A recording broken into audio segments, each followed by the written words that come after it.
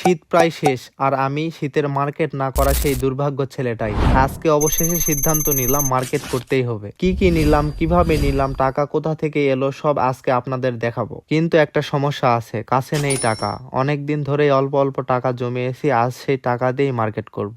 অন্য ছেলেদের বাইক আছে কিন্তু ভাই আমার তো বাইক নেই, আমার দুটা পা আছে, তাই হেঁটেই রওনা দিলাম। রাস্তায় যদি গাড়ি পাই তো আল্লাহ ভরসা। নিজের বলতে একটা আপেল মোবাইল আছে, তাও আবার অর্ধেক খাওয়া, তাহলে এগুলো সহ্য হয়?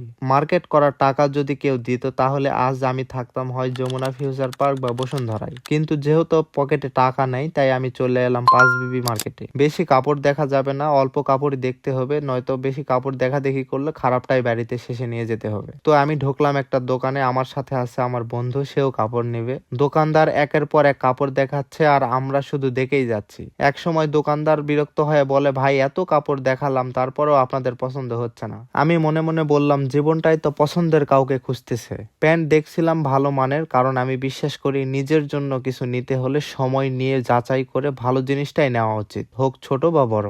গেঞ্জি দেখাচ্ছে, বন্ধুর নাকি একটাও পছন্দ হচ্ছে না। অনেক খোঁজাখুঁজি করার পরে অবশেষে দুইটা প্যান্ট আর একটা গেঞ্জি পছন্দ হলো। দরদাম চলতেছে পুরো দমে। বন্ধু আগে কাপড় নিল, তারপর আমিও নিলাম। অনেকেই বলবে, ভাই কি কিনছো একটু দেখাও, বা অনেকেই কিন্তু আমার কাপড় দেখার জন্য ভিডিওটা দেখতেছে। তো তাদের জন্য বলি, আমি কাপড় নিয়েছি ঠিকই, কিন্তু এখন আপনাদের তো দেখাবো না। সময় আসলে ভিডিও বানালে সব দেখতে পাবেন ইনশাল্লাহ। তো এই ছিল আমাদের সামান্য কিছু বাজেট। কি আর করবো, টাকা পয়সা নাই, কোন রকম কয়েকটা কাপড় চোপড় নিছি। দেখা যাক আপনাদের পছন্দ হয় নাকি পরবর্তীতে দেখার পর।